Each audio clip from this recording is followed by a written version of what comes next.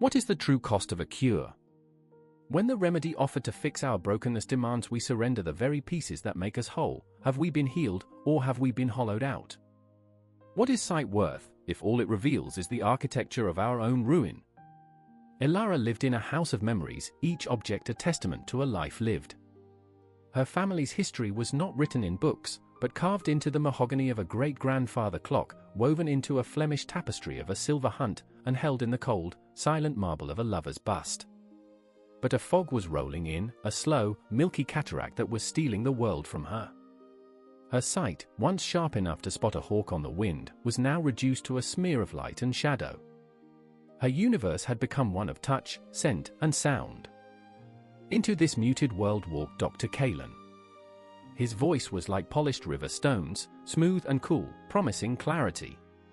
He spoke of new techniques, of light returned, of a world reborn. An agreement was struck, signed in the presence of witnesses with a hand Elara could barely guide. He would receive a fortune, a king's ransom, if he could dispel the fog. If he failed, he would receive nothing. And so, the treatment began. Each week, Kalen would arrive, his footsteps precise on the oak floors. He would administer the stinging, bitter drops, then bind her eyes in fresh linen, commanding absolute darkness for the healing to take root. Trust the process, Elara, he would murmur, his voice a silken cage. Light is an aggressive guest. It must be invited in slowly. In that prescribed darkness, Elara's other senses sharpened into painful focus. As Kalen tended to his instruments, she began to notice its anomalies. A new draft, cold against her ankle, from the wall where the great tapestry had absorbed the room's echoes. The silence. The profound, hollow silence where the grandfather clock's steady heartbeat had always been. One afternoon, reaching for the familiar comfort of the mantelpiece, her fingers found only empty, dusty space where the marble bust had stood. The ghost of its coldness still seemed to hang in the air. She said nothing. A terrible bargain was churning in her soul. Her desperation for sight was a physical hunger, a frantic prayer. This man was her only hope. Was the feel of a clock, the memory of a tapestry, worth a lifetime of darkness? She convinced herself she was mistaken, that the fog in her eyes was creating a fog in her mind. And so, with each visit, another piece of her world vanished. The silver candelabras from the dining hall. The hand-carved cherry-wood chairs. The Persian rugs that had softened her every step. The house grew lighter, emptier. Its acoustics changed, her own lonely footsteps now echoing as if in a great, empty hall. Then came the final day. The air was tense with anticipation. With a flourish, Kalen unwound the last bandage. Light, brutal and sharp, flooded her vision. It was an agony. She blinked, tears streaming, a shape swam into focus. First, the doctor's face, thin, triumphant, his eyes glinting with a predator's satisfaction. And then, she looked past him. The room was a skeleton. Sunlight poured through the tall windows, illuminating not the rich, textured world she remembered, but a void. Dust motes danced in beams of light that fell upon faded rectangles on the walls and pale outlines on the bare floorboards. It was a phantom limb of a room, a museum of ghosts. Every precious anchor to her past was gone. She could see perfectly. And the first thing her new sight showed her was that she had nothing left to see.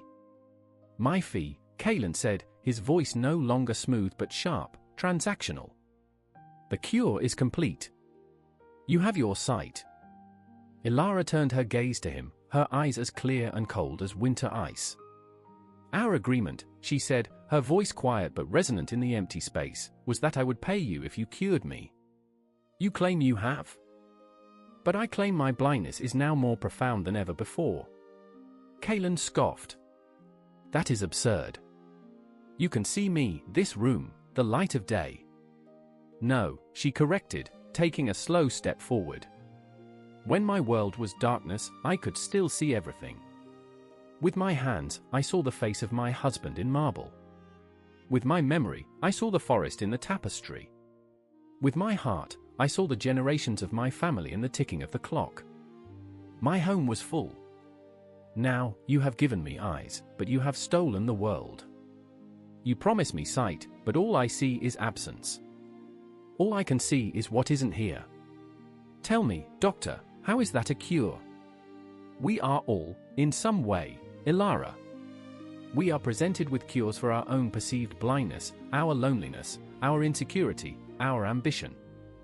A job that promises status but demands our principles. A relationship that offers comfort but requires our silence. A society that offers belonging if we just trim away the inconvenient parts of our soul.